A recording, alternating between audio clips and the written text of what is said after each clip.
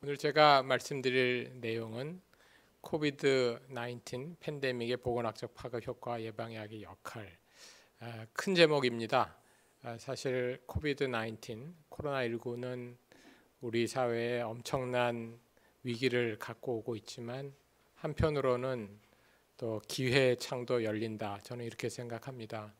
그런 면에서 이런 그 팬데믹, 코비드-19을 중심으로 한 팬데믹의 현상에 대한 이해가 먼저 필요하고, 그것이 우리 의학의 발전, 또 의료의 발전에 있어서 가져오는 의미, 또 그 속에서의 예방의학이 앞으로 어떤 방향으로 나아갈지를 고민해보는 이제 그런 자리가 중요할 거라고 생각을 하고, 또 그런 의미에서 제가 간단한 발표를 드리도록 그렇게 하겠습니다. 먼저 다 아시는 것처럼 팬데믹 상황을 한번 살펴봐야 되겠지만, 우리가 그 2월, 3월, 4월에서 피크를 형성한 다음에 여름쯤 되면 감소 누그러질 거다. 사실 전문가들의 대부분도 그렇게 생각했지만 전혀 그렇지 않고 지금 커다란 피크의 정점에도 아직 도달하지 못한 그런 상황입니다. 그 얘기는 적어도 내년까지는 가고, 그것도 베스트 시나리오일 경우에 그럴 수 있다 하는 그런 면이죠. 그래서 이것은 이제 장기적인 대응, 그러나 코로나에 대한 장기적인 대응은 다만 이번 그 코로나뿐 아니라 사실은 팬데믹 현상이 주기적으로 올 거에 대한 장기적인 전망, 또 거기에 대한 대응이 같이 포함되어야 된다고 저는 생각을 하고, 사실 이 이제 코로나19, 코비드-19이 그 중국에서 시작해서 2월, 3월 우리나라에 왔을 때 사람들이 농담 삼아서 이게 코로나19는 그냥 보통 전염병이 아니라 그 문명을 나누는 소위 그 before Christ, BC와 AD 연대기를 나누듯이 before COVID-19, after COVID-19 이렇게 연대기를 나누는 정도의 사건 아니냐. 사실 그때는 다소간 농담 삼아 얘기했습니다만, 지금 돌이켜 보면 이것은 정말로 인류 문명사에 있어서 연대기를 나누는 급의 굉장히 중요한 사건이다.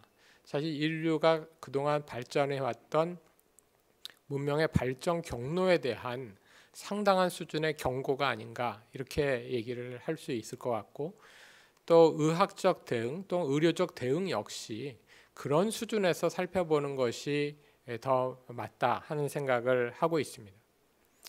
그런 면에서 지난 그 전염병에 대해서 몇 가지만 아주 개요적으로 좀 살펴본다면, 무엇보다도 인류가 가장 크게 겪었던 것은 흑사병입니다.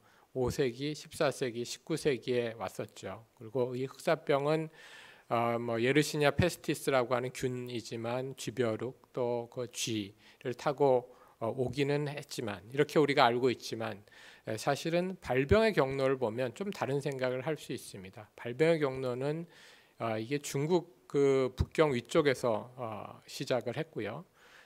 그 다음에 실크로드를 타고 유럽으로 가고, 또 해상로를 타고 이탈리아를 거쳐서 유럽에 가서 소위 14세기의 유럽 인구의 4분의 1 또는 혹자는 3분의 1이 사망하는 엄청난 결과를 초래했죠. 사실은 그렇게 본다면 어떤 균 또는 쥐, 이게 발병원이기 때문에 이거를 어떻게 해결한다, 사실 그런 의미보다는 이 발병의 경로를 보면은 이게 국가 간의 이동, 또 어떤 그 대륙 간의 어떤 문제, 이런 전쟁과 무역과 사람의 이동, 이런 것들에 대한 생각을 좀 더 해봐야 된다. 저는 이렇게 생각을 하고, 사실 경로도 지금 우한에서 시작해서 이탈리아를 먼저 말하자면 상당한 영향을 주고 유럽으로 퍼지고 미국으로 간 그 경로랑 사실은 크게 다르지 않습니다. 대응 역시 사실은 놀랍게도 크게 다르지 않다고 저는 생각을 합니다. 예를 들면 지금 왼쪽에 보이는 게 당시 패스트 시대의 의사복장입니다. 굉장히 좀 이상하게 생겼죠. 새 부리처럼 생겼는데 당시에 그 패스트균은 뭐 균을 알지도 못했고 원인을 잘 모르지만 공기가 오염돼서 나쁜 공기 또는 썩은 공기가 이 병을 일으킨다 이렇게 했기 때문에 공기를 막기 위해서 온몸을 이제 저런 의복으로 둘러싸고 이 새부리는 뭐냐 하면은 이게 나쁜 냄새를 막기 위해서 여기다가 그 약초 같은 거를 부리에 넣어서 냄새를 약초 냄새를 맡아서 나쁜 공기를 피하자 이런 의미의 새부리고요. 그다음에 요 막대기가 뭐냐면은 거리두기입니다. 가까이 오지 못하게 사회적 거리두기의 원조격이라고 저는 볼 수 있는데 그렇게 본다면 지금도 같은 전략을 우리가 쓰고 있는 거죠. 쿼런틴 역시 우리가 다 알듯이 이탈리아에서 41일 동안 검역을 하는 기간을 설정해서 선원들이 들어와야지 병이 퍼지지 않는다. 이제 이런 생각을 하게 된 거죠. 사실 패스트에서 현재 코비드 19까지 사실 이어지고 있는 기본적인 원칙이고 사실은 그 원칙 굉장히 강력한 원칙이고 중요하다고 저는 생각합니다. 한편 18세기에 그 유럽에서는 산업혁명이 있었죠. 농민들이 이제 도시에 올라와서 노동자가 되고 또 하층 시민이 되고 말하자면 청결하지 못한 주거지를 형성하고 공장지대를 만든 그게 이제 산업혁명의 초창기 18세기입니다. 이 그림은 19세기 중반 즉 1850년경이라고 보시면 되는데요. 런던입니다. 런던에 말하자면 그 뒷골목에 그 하수도도 없고 상수도도 없고 쓰레기도 처리해가지 않는 이제 그게 런던이었습니다. 그렇지만 1850년대 런던은 대영 제국이 가장 영향력을 끼칠 때의 수도 런던입니다. 한편으로는. 그런데 이제 상수도가 없어서 우리가 알듯이 그 강물을 나르거나 또는 이제 그 지하수물을 먹는 이게 이제 상수의 공급이었죠. 그렇지만 우리가 알다시피 이제 상수가 오염됐습니다. 1852년에 런던에서 콜레라로 10,000명 정도가 사망을 합니다. 사실은 당시 런던에서 대영 제국의 수도인 런던에서 10,000명이 사망하는 것으로 인해서 런던은 거의 지금 우리가 코로나19로 상당히 뭐 다른 게 다 마비되고 여기에 다 올인하듯이 당시 그랬던 것 같습니다. 우리가 잘 아는 존 스노우는 마취과 의사지만 역시 콜레라 연구에 나섰고 거기서 지도를 이용해서 콜레라 역학이라고 하는 정말 획기적인 그 역학 방법론을 만들어서 콜레라의 원인을 지하수다라고 밝혔고 지하수를 폐쇄함으로써 콜레라 발생을 막는 혁혁한 공로를 세웠고 우리 역학 연구에 말하자면 그 선구자라고 우리가 받들고 있는 이유도 거기에 있다고 봅니다. 그렇지만 공중보건에 있어서 저는 사실은 좀 더 평가를 받아야 된다고 생각하는 분은 에드윈 체드윅이라고 생각합니다. 에드윈 체드윅은 같은 시대에 살았고요. 의사는 아니었지만 그러나 공중보건의 중요성 사실 공중보건의 중요성을 이분이 얘기한 것은 사람들이 건강해야지 그 사회가 발전한다라고 하는 기본적인 믿음을 가지고 접근을 했는데 사람들이 건강하기 위해서는 위생이 중요하다. 특히 물과 공기 이런 것들이 굉장히 중요하다라고 해서 어떻게 보면 공중보건을 퍼블릭 헬스를 처음으로 제도화하고 만들어 나갔던 그런 분이라고 저는 생각합니다. 그래서 이런 분들의 역할에 의해서 1848년에 공중위생법이 세계 최초로 만들어지게 됩니다. 그리고 그 이후에 도시계획이라고 도시정비 이런 법들도 많이 만들어지고 도시 자체가 많이 정비됩니다. 그리고 그 운동 전체를 위생도시라고 하는 이제 그런 운동으로 이제 발전시켜서 영국, 유럽, 미국에서는 굉장히 많은 발전을 합니다. 그 중에 아주 대표적인 거 한 가지만 예를 든다면 상수 공급을 그냥 공급하지 않고 여과해서 공급했더니 사망률이 줄더라. 이제 이런 내용이죠.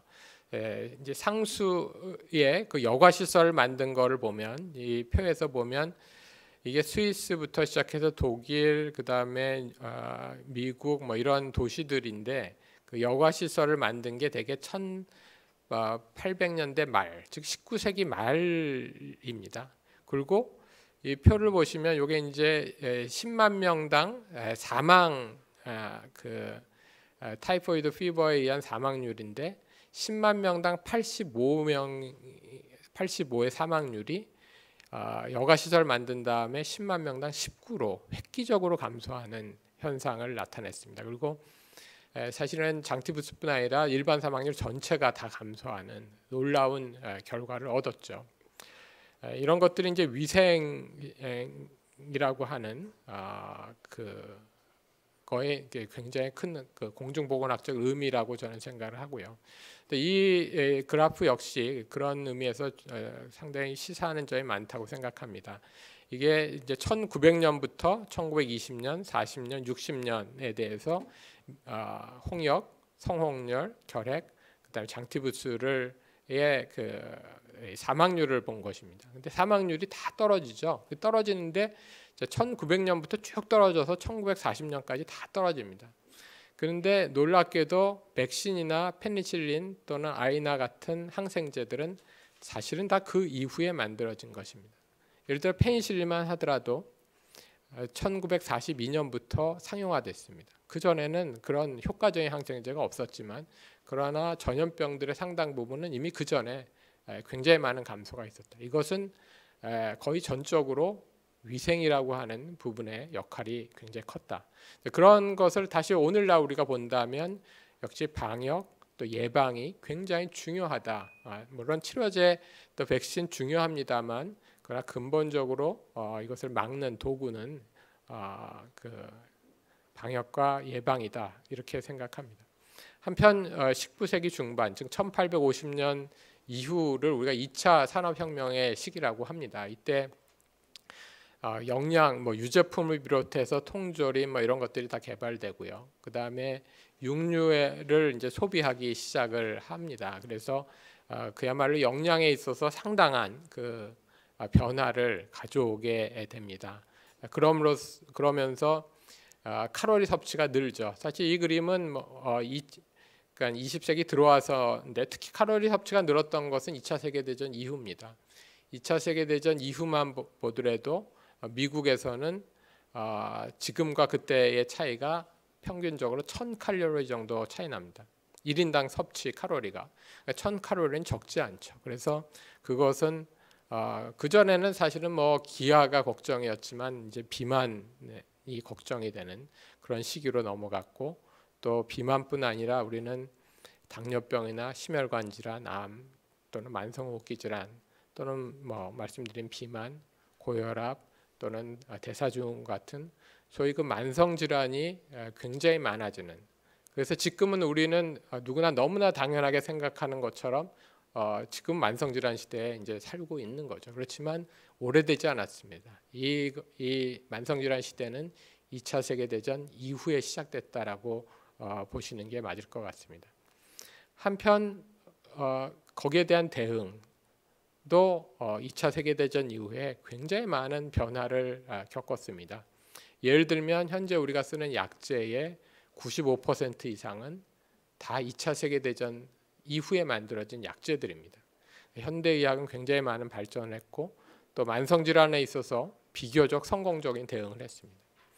그 결과는 또 역시 수명의 증가로 바로 나타났습니다. 우리나라만 하더라도 1950년 그 한국전쟁 당시의 평균 수명 50세입니다.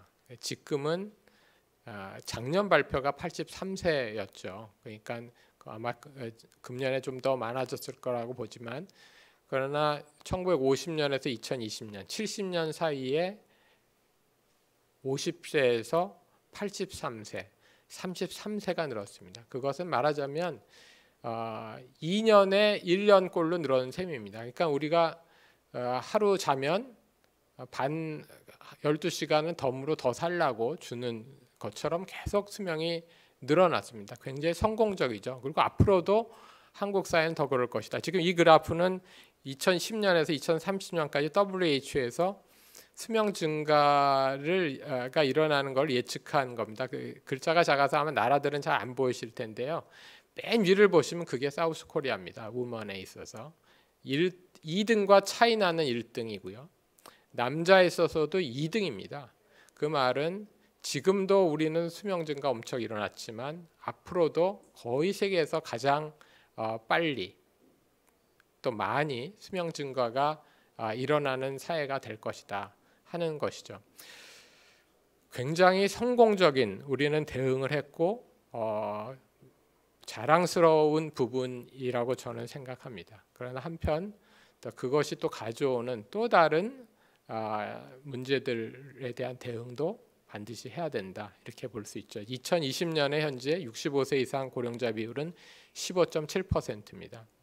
그리고 지금 많은 분들이 얘기하듯이 2025년 5년 뒤에 우리는 노인 인구 20% 이상의 초고령 사회에 들어가게 됩니다. 2030년에는 24.3% 거의 25%입니다. 그 이야기는 앞으로 10년 동안은 매년 65세 이상 인구 비율이 1%씩 늘어나는 그야말로 초유의 고령자 증가 속도를 우리가 맞게 될 겁니다. 그림에서 오른쪽 그림에서 보듯이 OECD 주요국의 고령자 속도 순위를 보면 고령자가 많이 산다고 하는 유럽을 한참 제낀 게 일본이고요. 일본보다 또 앞서 있는 게 한국 사회입니다. 여기에 대한 대응을 해야 된다고 생각합니다. 특히 앞으로 10년은 1955년생 즉 베이비붐 세대가 65세 이상에 들어가는 금년이 그 진입하는 시기고요. 앞으로 10년 동안은 그러한 베이비붐 세대가 전부 노령화되기 때문에 굉장히 많은 굉장히 빠른 노령화를 겪게 될 것이다. 그것은 또 다른 의미에서 의료비의 증가로 나타날 것입니다. 현재 우리가 OECD 우리 GDP의 의료비가 8.1% 정도 쓰고 있는데요. 일본이 11% 정도 되고 미국이 18%입니다. 아마 우리도 GDP 대비 의료비 역시 굉장히 빨리 증가할 것이다. 그것은 사회적으로 굉장히 많은 또 다른 부담이 됩니다. 한편 그 노인 인구가 증가한다는 것은 질병 양상에서는 어떤 의미냐? 당연히 만성 질환이 많아지는 거죠. 그래서 여기서 적었듯이 전체 노인 인구의 거의 90%가 만성 질환을 앓고 있고요. 그 중에서 2개 이상의 질병을 앓는 사람은 73%. 노인 이거는 1인당 평균적으로 2.7개의 만성 질환을 앓고 있다 하는 것이죠. 그런데 이런 만성 질환뿐 아니라 사실은 그 신경퇴행성 질환, 알츠하이머로 대표된 신경퇴행성 질환 또는 우울증으로 대표된 정신질환도 굉장히 많아질 것입니다. 그런데 이것은 단순한 질환의 변화만이 아니라 만성 질환은 대개 우리가 생활 습관이라고 하는 술, 담배 관리하고 운동하고 먹거리 잘 먹고 하면은 이제 어느 정도 관리되지만 이런 알츠하이머나 우울증 그렇게 되지를 않죠. 이거는 신체적, 환경적, 사회적 요인이 복합적으로 작용하기 때문에 그렇습니다. 대응 역시 달라져야지 된다고 생각하고요. 생활습관 개선이라고 하는 전략에서 이제는 의료적, 사회적 돌봄 전략으로 이제 바뀌어야지 된다 이렇게 생각합니다. 한편 인류의 문명의 그 발전은 사실 우리가 어디를 향해 가고 있냐 이제 이런 이미지로 가고 있었습니다. 우리는 굉장히 번영하는 대도시가 하나의 이상적인 그 그림을 가지고 계속 이렇게 가려고 했죠. 우리 사회 역시 마찬가지고 또 상당 부분 엄청난 발전을 이뤘고 또 어떤 의미에서는 성공적이었죠. 런던, 뉴욕, 파리 다 성공적이었습니다. 또 그런 도시들이 연결돼서 세계화가 됐고 우리는 어느 도시도 지구상의 어느 도시도 하루 안에 도달할 수 있는 이제 그런 밀접한 관계망 속에서 이제 살게 됐습니다. 그런데 한편으로는 그것은 상당한 수준의 희생을 또 요구하는 것이죠. 그 희생은 되게 생태계에서 일어났고 예를 들어서 박쥐는 서식지를 잃어갔습니다. 오른쪽에 보이는 이건 사향 고양이, 그다음에 낙타, 그다음에 천상갑이 동물들이죠. 이게 동물들의 공통점이 뭡니까? 우리 아시듯이 코비드 19 그 코로나 바이러스의 매개 동물이어서 이것을 매개로 해서 우리한테 이제 병이 왔다 이렇게 보는 거지 않습니까? 그렇지만 결국은 이제 박쥐의 서식지가 파괴되는 것이 이제 커다란 문제였다. 이것이 이제 우리의 문명의 그 발전 방향이었다고 생각을 하죠. 그것을 이제 발전이라고 생각을 했고, 그렇지만 그것이 가져왔던 결과는 2002년 사스, 2009년 신종플루, 12년에 메르스. 우리 한국 사회는 15년에 들어왔지만 메르스는 12년에 시작됐습니다. 19년에 코로나19. 이렇게 본다면 이 발생 연도만 들여다보면 그 다음번에 이제 이걸 끝나겠습니까? 절대로 끝나지 않을 것이다라고 하는 그건 느낌이지만 또는 예상이지만 아마 그럴 것이다. 그러니까 사실 우리는 코로나19 언제 끝날까라고 그걸 모든 사람들이 걱정하고 있지만 사실은 또 다른 전염병은 언제 올까? 굉장히 중요한 걱정해야 된다고 저는 생각합니다. 코로나19가 끝나고 1년 쉬었다가 또 올 가능성도 있다. 저는 이렇게 생각합니다. 자, 그러면 이제 대응 전략이 바뀌어야지 되는 거죠. 말씀드린 것처럼 그 소위 콜레라로 대표됐던 전염병 시대는 위생운동과 위생도시로 극복했습니다. 그리고 2차 세계대전 이후에 만성질환 시대는 생활습관 개선과 현대의학으로 상당 수준의 그 관리 가능한 수준으로 갔다. 저는 이렇게 생각합니다. 지금은 그 시대 구분이 만성질환 시대냐? 사실은 넘어가고 있다고 보고요. 신종 전염병 및 퇴행성 질환 시대로 들어가고 있다. 그게 바로 현 시점이다. 저는 이렇게 생각합니다. 그러면 여기에 대한 전략이 있냐? 전략이 없습니다. 전략이 없습니다. 전략을 만들어 가야지 되고 그 전략을 만드는데 우리 예방의학이 앞서서 만들어 가야 된다. 저는 그렇게 생각합니다. 그러니까 전략을 구호적으로 보면 그냥 미래의료죠. 그렇지만 미래의료의 내용이 뭐냐? 당연히 미래의료는 기술 발전을 이용해야 됩니다. 또 한편으로 의료 체계가 개선돼야지 됩니다. 그래서 의료에 대한 접근성, 형평성들이 이제 강화돼야 되죠. 가장 중요한 것은 저는 이렇게 생각합니다. 이제까지의 문명의 발전이 대도시 중심, 그다음에 커넥션, 연결성을 두고 왔다면 이제는 그렇게 가는 것이 아니다라고 하는 것을 코로나19가 저는 얘기해 준다고 생각합니다. 이제는 지역사회 중심의 새로운 전략으로 바뀌어야 된다 이렇게 생각하고 의료 역시도 이제는 커뮤니티 중심의 의료로 새로운 전략 플랜을 짜야 된다 이렇게 생각합니다. 커뮤니티 중심의 의료는 무엇이냐? 사실 몇 가지 기본적인 커뮤니티 중심 의료의 개념을 좀 말씀드리면 우선 질병 중심에서 사람 중심으로 바뀌어야지 된다 이제 하는 것이죠. 왜 그러냐면 사실은 노인 인구만 하더라도 질병을 이제 2개, 3개 갖고 있기 때문에 질병 중심으로 접근하는 것 자체가 사실은 이제는 말이 잘 안 되는 거고 또 병원 중심에서 지역사회 중심으로 바뀌어야 된다. 하는 것이고요. 또 하나는 의료 전달 체계에서 의료 협력 체계로 바뀌어야 된다. 의료 전달 체계는 굉장히 중요한 말이고 우리 학회에서 굉장히 중요하게 강조하고 있는 부분이긴 합니다. 그러나 이것은 1차, 2차, 3차의 효율적인 자원을 효율적으로 사용하고 물론 그 접근성을 높이는 전략이죠.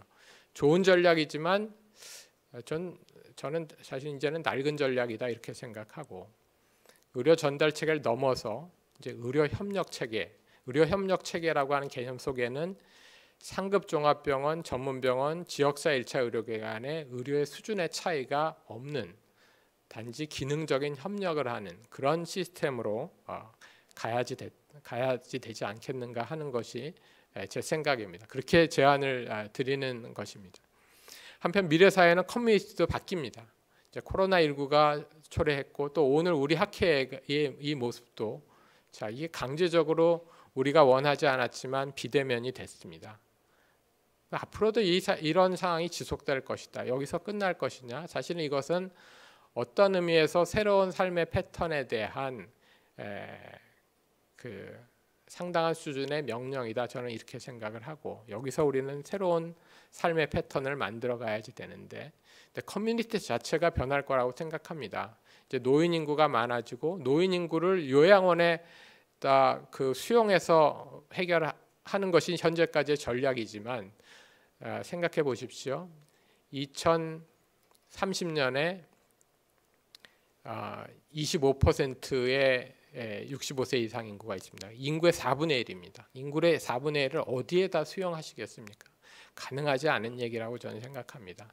커뮤니티 안에서 돌봄을 받고, 또한 노인 인구도 사실은 사회적 역할을 좀 해야 된다고 생각합니다. 사회적 역할을 할 수 있게 커뮤니티 안에서 끌어안고 같이 더불어 살아가는 그런 사회를 만들어야 되고요. 일과 교육, 의료 다 커뮤니티 안에서 최고 수준으로 이루어져야 된다고 생각합니다. 그러려면 커뮤니티 의료가 상당한 수준에 이르러야지 된다, 이렇게 생각을 하고요. 그러면 그런 방법론들이 뭐냐? 적극적으로 여러 가지 기술과 자원을 활용해서 지역사회 의료 수준을 높이도록 노력을 해야 된다고 생각합니다. 그 중에 하나가 디지털 헬스 모니터링 같은 거죠. 적극적으로 활용해서, 특히 이런 헬스 모니터링은 예방 또는 보건 활동이 굉장히 중요합니다. 사실은 우리 학회에서 상당 부분 이것을 정말 끌어안고 발전시키는 전략을 가져야 된다고 생각합니다. 더 나아가서 집 자체도 바뀔 수 있습니다. 집안 자체가 예를 들어 스마트 거울, 우리가 거울을 매일 들여다보지만 거울도 우리를 매일 들여다보기 때문에 우리의 건강을 체크할 수 있죠. 우리 변기에 매일 소변, 대변, 아까운 건강 시료를 다 버리지만 그 시료를 이용해서 우리가 건강 모니터링 할 수 있죠. 이제 그런 기술적인 부분들을 우리가 활용해서 모니터링하고 예방에 활용한다면, 그거는 뭐 보건의 향상뿐 아니라 의료적인 의미에서도 중요한 내용을 갖는다. 일단 그런 것들이 우리 예방 의학이 앞으로 소위 끌어안고 발전시켜야 되는 부분 아닌가, 이렇게 생각합니다. 한편 현재의 의료는, 제가 의료의 패러다임 좀 바뀌어야 된다고 말씀드렸지만, 현재 의료는 정보의 발생이 다 병원에서 일어납니다. 건강 진단을 받아도 정보는 병원에 있고, 병원에 가면 다 건강 정보 병원에 있습니다. 개인은 안 갖고 있습니다. 그렇게 되면 그 의료 체계 전체가 사실은 제가 말씀드린 사람 중심의 의료, 그다음에 의료 협력 체계의 전환, 이런 것들이 쉽지 않습니다. 이제는 정보의 발생, 모니터링하고 집에서 정보 발생하고 이렇게 된다면, 또 건강관리 앱도 있고 그렇게 된다면, 사실 정보의 발생이 개인 수준 또 집 수준 또는 지역사회 수준에서 일어나게 되고요. 그럼 정보 발생을 그런 지역사회와 병원이 같이 발생시키게 되면 정보의 공유, 정보의 공동 소유가 일어날 수 있고, 그렇게 되면 지역사회가 적극적으로 의료에 참여해서 새로운 의료 체계를 만들어갈 수 있다, 이렇게 생각합니다.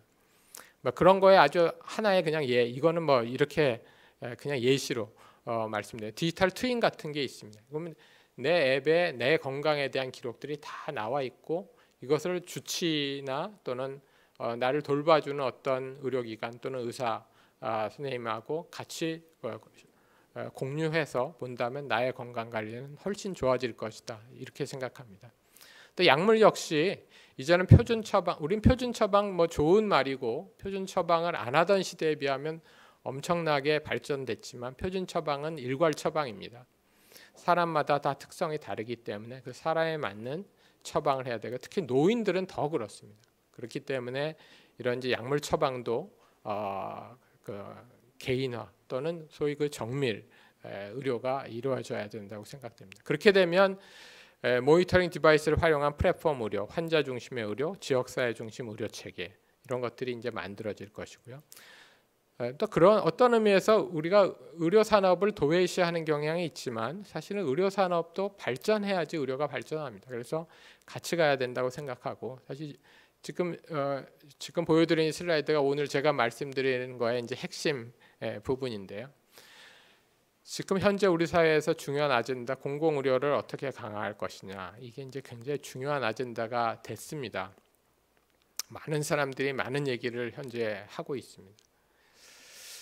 그런데 우리나라는 민간 의료가 90%가 되는 나라입니다. 거기서 생각해 봐야 되는 것은 공공의료와 민간의료가 경쟁 구도로 가는 것이 맞겠느냐 하는 것이고요. 공공의료가 활성화된다는 것은 민간의료를 어떻게 지원해서 의료를 이끌어 나갈 것이냐, 그런 내용으로 저는 이제는 아젠다의 수준이 바뀌어야 된다, 이렇게 생각합니다. 그러니까 양적인 공공의료의 확충을 넘어서 이제는 질적으로 공공의료가 자기 역할을 해야지 된다, 그렇게 생각합니다. 그것이 저는 지역사회에서 민간과 공공이 협력해서 의료 체계를 만들어가는 그런 것을 말씀드리고자 합니다. 지역은 기본적으로 1차 의료기관이고요. 1차 의료기관, 지역에는 민간 의료기관이고 1차와 2차를 대부분 차지하고 있는 민간 의료기관이 자기 역할을 다 할 수 있도록, 자기 역할을 다 한다는 것은 진단과 치료에서 질적인 수준이 향상돼야 된다는 것, 두 번째는 검사와 처방에 있어서 표준화되고 질적 관리가 돼야 된다는 것을 의미합니다. 그런데 지금은 다 민간기관이, 말하자면 동네 의원이 알아서 다 하는 거기 때문에 그게 두 가지가 보장이 안 되고, 국민들은 그렇기 때문에 이제 3차 병원 또는 상급종합병원을 원하는 거죠. 그렇기 때문에 공공이 같이 진료 가이드라인을 공유하고 지역사회 의료진과 검사를 같이 공유하는 공유 커뮤니티 병원 같은 것을 같이 만들어서 가는 것이 공공의료의 자기 역할이 아니겠는가, 저는 그렇게 생각합니다. 현재 그렇지만 지금 우리 정부가 노력 안 하는 건 아니죠. 공공보건의료 협력체계 발전 계획을 만들어서 책임 의료기관도 권역별로 두고 지역별로 두고 해서 상당히 많이 노력하고 있습니다. 저도 지금 서울시에 저희가 권역 책임 의료기관이어서 많은 노력을 하고 있지만, 한편으로는 그런 책임 의료기관이 그럼 지역사회 1차 의료기관, 국민들이 일선에서 만나는 그 수준에서의 책임 의료는 어디 있느냐, 그 부분에 대한 계획은 사실은 없습니다. 그렇기 때문에 1차 의료기관의 역량 강화라고 하는 것이 앞으로는 이 부분에 조금 더 우리가 관심을 갖고 노력을 하고 만들어 가야지 된다 하는 것이고요. 지역사회 의료는 기본적으로 그냥 말하자면 치료라고 하는 또는 진료라고 하는 것도 있지만, 거기에는 당연하게도 예방 또는 보건 활동이 굉장히 중요한 영역을 차지해야 된다, 이렇게 생각합니다. 이거는 제가 하나의 이제 제안을 저 나름대로 드리고 싶은 것은, 그러려면 지역사회에서 누군가 동네에서 책임지고 이것을 이끌어가는 사람이 있어야 되는데, 그게 누구냐? 저는 그것을 지역사회 주치라고 저는 생각합니다. 주치는 사람마다 개념이 조금 다르긴 하지만 단순하게 단골 의사가 아니라 그 지역사회 보건 문제를 같이 볼 수 있는 그런 이제 주치의가 돼서, 그 주치의가 2차 또 3차 또는 전문병원 상급종합병원과 연결하고, 또 아까 말씀드린 것처럼 지역사회 주민과 서로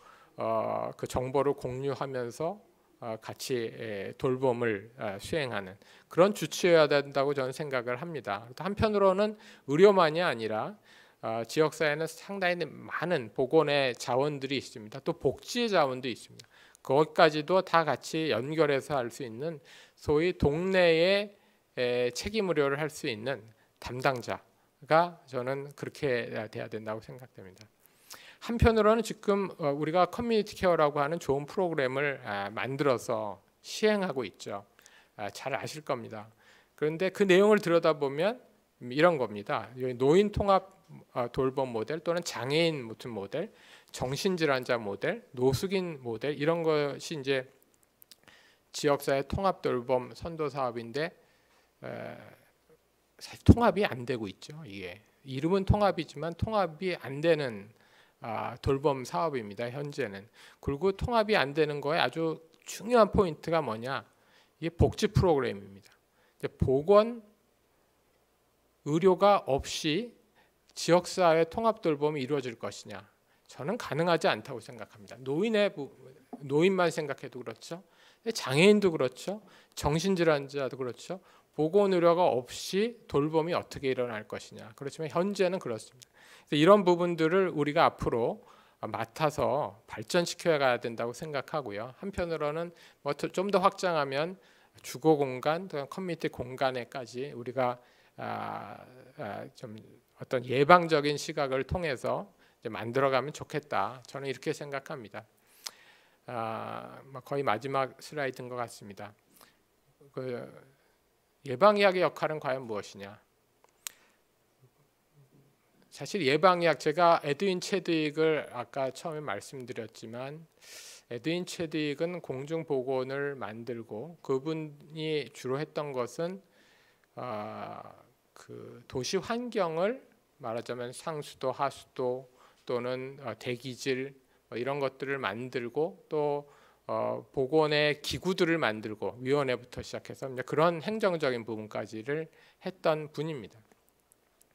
근데 현재 우리는 그런 부분에 대한 게 우리 예방의학 내에서 상당 부분 다시 복원해야 되는 것이 아닌가, 저는 그렇게 생각합니다. 그런 면에서 물론 지금 우리가 그 역학, 의료관리, 환경 뭐 이런 것들이 있지만 이제 그것이 다 통합되는 그런 어떤 전략들, 그리고 그것이 진짜 실현되는 어떤 그런 전략을 가져가야 되지 않겠는가. 그게 커뮤니티에서의 보건의료의 향상을 가져올 수 있는 그런 책임자가 예방의학에서 나와야 되지 않겠는가. 저는 그렇게 생각합니다. 그래서 앞으로의 의료는 예방 중심의 의료, 지역사회 중심의 의료, 민간 협력체계 의료가 그런 큰 틀이 돼서 가야 되지 않겠나 이렇게 생각합니다. 여기까지 발표를 마치겠습니다. 감사합니다.